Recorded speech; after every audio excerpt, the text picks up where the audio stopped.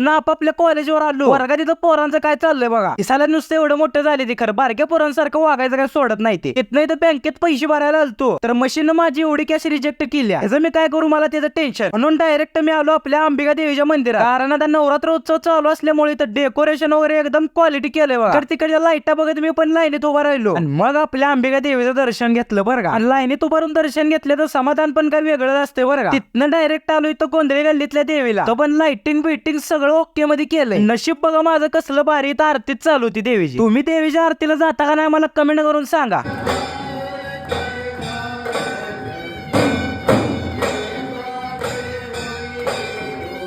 ही आहे आपली गोंधळी गल्लीतली देवी. आणि ह्यो काय विषय तुम्हाला माहित असेल तर मला कमेंट करून सांगा तेवढं.